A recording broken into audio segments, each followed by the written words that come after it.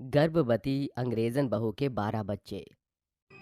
अरे कहाँ है ये मनहूस कहीं की, दिखाई नहीं दे रही कहीं। अरे ओ विलायती, कहाँ है तू? क्या तुझे घर में कुछ दिखाई नहीं देता है? क्या हुआ माँ जी, आप क्यों बुला रही हो मुझे? हाँ हाँ, आ गई तू हिलते डुलते यहाँ पर। अरे ऐसे ही हिलते डुलते घर के काम भी कर लिया कर। माँ जी, मैं पहले ही सारे काम करके जा चुकी हूँ और मैं अभी कपड़े धो रही थी। ज्यादा बहाने मत बना, सब जानती हूँ मैं तुझे, तो कोई काम सही से करना आता ही नहीं। अब जा जाकर दोबारा से घर में झाड़ू पोछा लगा। हेलेन अपनी सास के कहने पर दोबारा से झाड़ू पोछा लगाने लगती है। तभी अनुराधा की सहेली सावित्री उसके पास आती है और कहती है, अरे ये ले बहन, आज तू अपना मुंह मीठा कर, क्योंकि मेरी बहू ने बेटे को जन्म दिया है और ये दूसरा बेटा है। ये सुनते ही अनुराधा के मुंह में लड्डू फंस जाता है और वो हैरान रह जाती है। क्या कहा? तेरी बहू को बेटा हुआ है और वो भी ये दूसरा बेटा है? तेरी बहू का वाह, तेरी बहू तो बहुत ही भाग्यशाली है। एक मेरी बहू को देखो, विलायती कहीं की, पता नहीं इसको कभी बच्चा होगा भी कि नहीं। आज उसकी शादी को पूरे 5 साल हो गए। पता नहीं क्या देखा था मेरे बेटे ने जो इस विलायती मुर्गी को इस घर के अंदर ले आया। अरे मेरी बहन, थोड़ा सा सब्र रख, सब कुछ ठीक हो जाएगा और तेरी बहू हेलेन को भी एक अच्छी सी संतान होगी। बस तुझे भरोसा रखना होगा।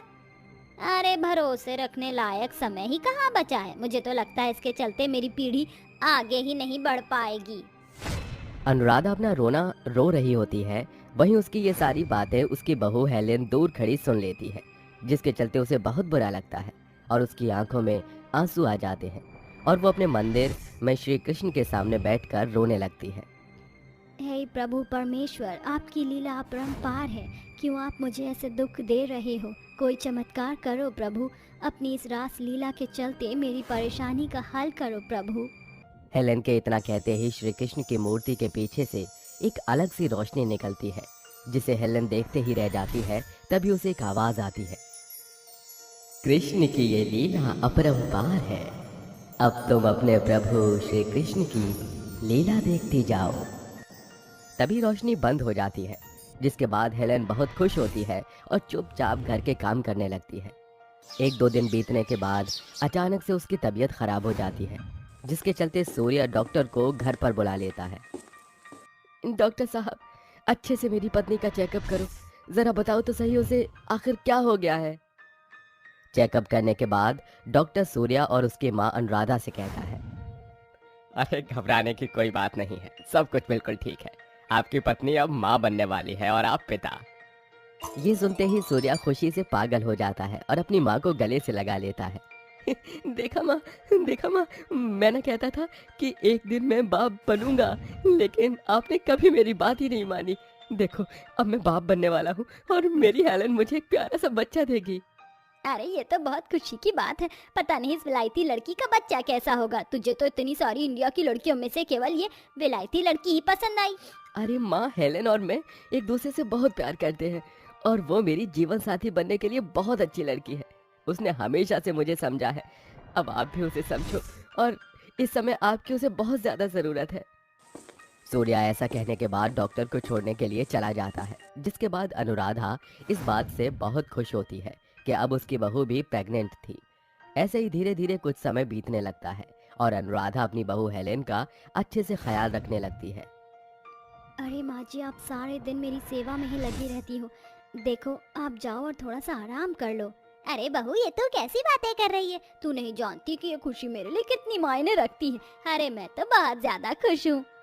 अनुराधा इतना अपनी बहू से कह रही थी कि तभी वहां सावित्री आ जाती है और उसका मुंह उतरा हुआ होता है। क्या हुआ?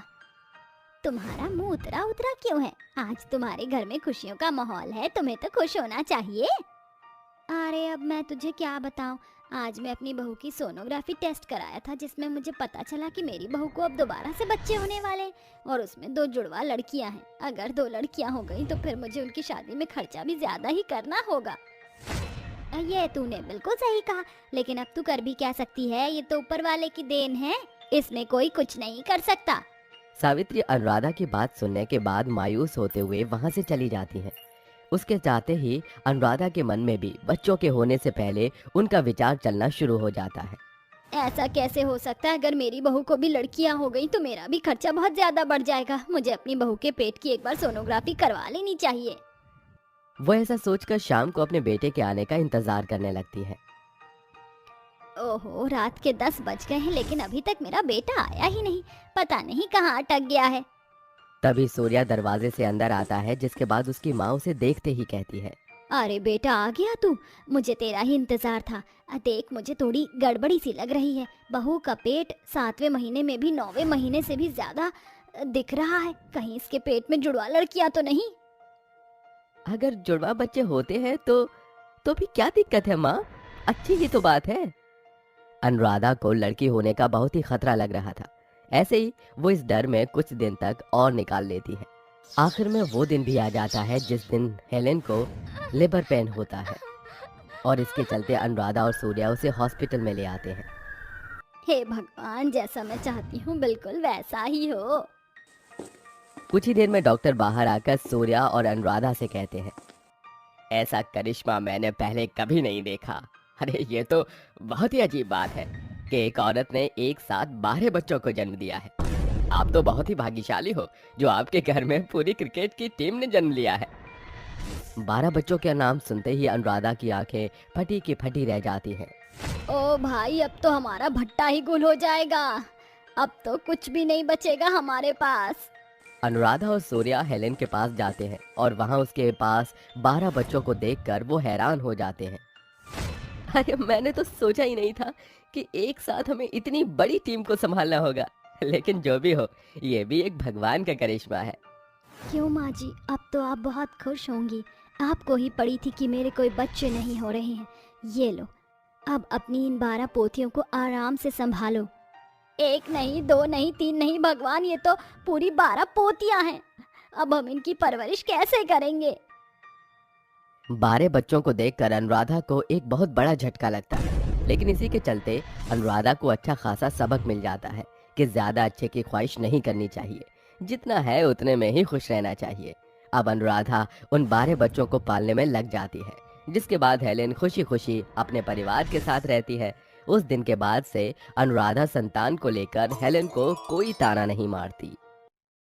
मेरी प्यारी बेटी, मैं काम पर जा रही हूँ। तुम पांचों अपना ध्यान रखना और कोई भी आए तो दरवाजा मत खोलना। माँ, घर में तो दरवाजा ही नहीं। गरीबी के चलते मैं तो भूल ही गई थी कि हमारे घर में दरवाजा ही नहीं है। कोई बात नहीं बेटा, तुम अपनी रक्षा खुद कर सकती हो।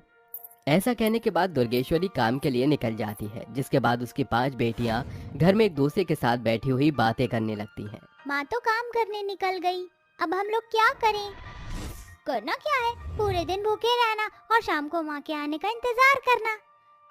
नहीं नहीं, हमें कुछ तो करना चाहिए। हमारी माँ दिन भर मेहनत करती है और बाहर जाकर कमाती है। किसके लिए? सिर्फ और सिर्फ हम पांचों बहनों के लिए। हम कर भी क्या सकते हैं? हमारे पास तो करने के लिए कुछ है ही नहीं। तुम ही बताओ, अब इस पुश्तैनी घर में रह तो रहे हैं, लेकिन इतने बड़े घर होने का फायदा ही क्या, जब हम इस घर की 4 दीवारी के अलावा कहीं आ जा नहीं सकते। और फिर तुम्हें पता है ना, अभी हम पांचों कितनी छोटी हैं। अगर माँ हमें काम करते हुए देखेंगी तो उन्हें बहुत बुरा लगेगा। बेशक हम पांचों छोटी हैं, लेकिन हमारी अक्ल बहुत अच्छी है। हम अपनी अक्ल का इस्तेमाल करके कुछ पैसा कमा तो सकते हैं, लेकिन कैसे कमाएं, उसके लिए हमें कुछ ना कुछ तो सोचना ही होगा। तभी मोहिनी की नजर घर में रखे बैंगनों के ऊपर पड़ती है। हम इतने बड़े घर में रहते हैं, इस टूटे फूटे पुश्तैनी घर के अंदर तो हम कुछ नहीं कर सकते, लेकिन इस बड़े से घर के आंगन में हम कुछ ना कुछ तो कर सकते हैं। मोहिनी बैंगन उठाती है और बैंगन उठाकर अपनी 5 बहनों से कहती है, हम इस बैंगन को अपने इस पुश्तैनी घर के पीछे आंगन के अंदर उगाएंगे और इसकी खेती करेंगे। जैसे जैसे बैंगन उगेंगे, हम बहनें उन बैंगनों को बेचकर अपनी माँ का हाथ बटाएंगे। लेकिन अगर हम काम करेंगे तो पढ़ाई कब करेंगे? और अगर माँ को पता चल गया कि हमने अपनी पढ़ाई छोड़कर बैंगनों की खेती करना शुरू कर दिया, तो वो हमारे ऊपर बहुत गुस्सा करेंगी। हाँ, ये बात तो ठीक है, लेकिन माँ को इसके बारे में बताने वाला कौन है? हम उनको इसके बारे में बताएंगे ही नहीं। हाँ, और हम सभी इसके बारे में किसी को भी नहीं बताएंगे। और फिर इस काम के साथ साथ हम अपनी पढ़ाई पर भी ध्यान देंगे, ताकि माँ को पता चलने के बाद भी हमारे ऊपर गुस्सा ना आए। चलो फिर बैंगन की खेती करते हैं। पांचों की पांचों बहनें मिलकर आंगन में बैंगन की खेती करना शुरू कर देती हैं।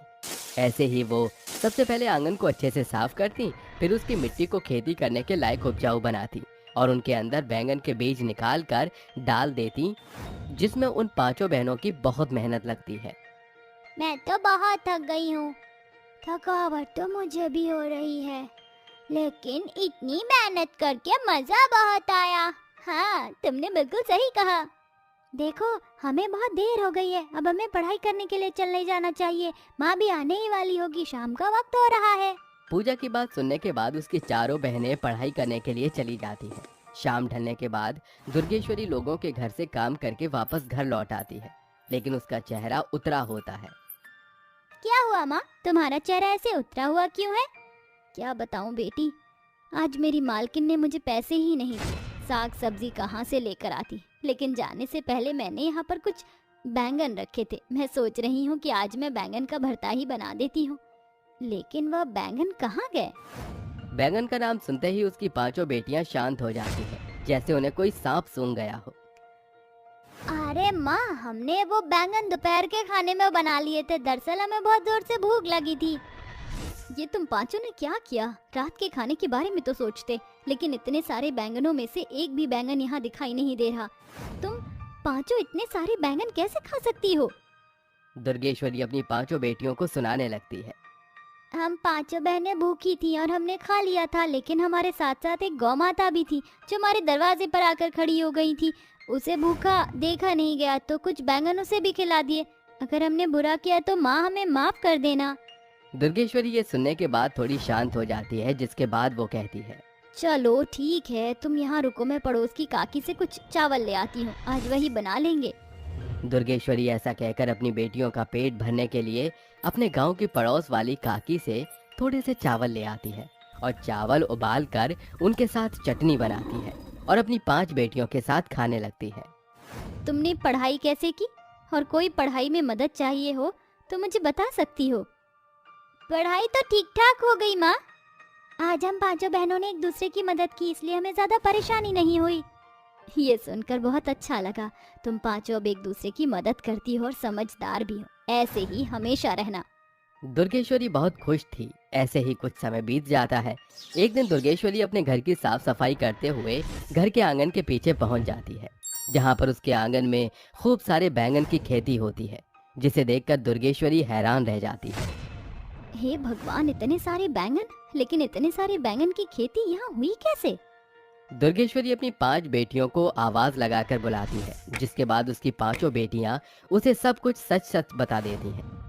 माँ, हम पांचों को डर था कहीं आप हमें डांटो ना। हम आपकी मदद करना चाहती थी, इसलिए हमने बैंगन की खेती की।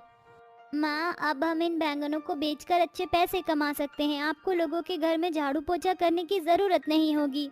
दुर्गेश्वरी अपनी पांचों बेटियों को गले से लगा लेती है। उसकी आंखों में आंसू होते हैं। तुम पांचों मेरे लिए बहुत अनमोल हो। तुम पांचों को पाकर मैं भाग्यशाली हो गई हूँ। तुम मेरे बारे में कितना सोचती हो। अब जब तुमने बैंगन की खेती कर ही ली है तो आओ, चलो इन बैंगनों को तोड़कर बाजार में बेचने चलते हैं। दुर्गेश्वरी और उसकी पांचों बेटियां बहुत खुश होती हैं, जिसके बाद वो सभी बैंगन तोड़ती हैं। जैसे ही वो बैंगन तोड़ती हैं, वो बैंगन सोने में बदल जाते हैं। ये कैसा करिश्मा है? इस बैंगन की खेती में से तो ये मामूली बैंगन तोड़ने पर सोने के बैंगन हो रहे हैं। हाँ माँ, देखो मेरे हाथ में जो बैंगन है वो भी सोने का हो गया है। सभी के बैंगन सोने के हो जाते हैं कि तभी अचानक से उन सभी को एक आवाज आती है। ये सब मेरी ही बदौलत है। तेरी ये जमीन कब से बंजर थी, लेकिन ये मामूली जमीन नहीं बल्कि जादुई जमीन थी। मैं कब से यहाँ ऐसे ही पड़ा था, लेकिन इन पांचों ने मेरा बहुत ध्यान रखा और बहुत अच्छे से मेरी जमीन पर बैंगन की खेती की। मैंने बस इन्हें इनकी मेहनत का फल दिया है। आप जो कोई भी हो, आपका बहुत बहुत शुक्रिया। आज आपकी बदौलत हमारी परेशानियां खत्म हो गई। दुर्गेश्वरी की पांचों बेटियों की मेहनत सफलता देती है, जिसके चलते दुर्गेश्वरी उन सोने के बैंगन को एक सुनार की दुकान पर ले जाकर बेच देती है, जिससे उसे अच्छा खासा पैसा मिल जाता है। अरे वाह, एक सोने के बैंगन से हमें इतना सारा पैसा मिला है। इन सभी पैसों से तो मैं अपनी बेटियों की पढ़ाई अच्छे से करवा सकती हूँ और उन्हें पेट भर कर खाना भी खिला सकती हूँ। दुर्गेश्वरी उन पैसों से अपने घर का सारा राशन और अपनी 5 बेटियों को बड़े स्कूल में डाल देती है। जिसके बाद जब भी उन्हें कोई परेशानी होती तो वो अपनी पुश्तैनी घर के पीछे वाले आंगन में जाकर बैंगन तोड़ती, जो कि बैंगन सोने का हो जाता, और वो उस बैंगन से अपनी परेशानियों को दूर करती है। जिसके बाद वो अपना जीवन सुखी सुखी बिताने लगते हैं।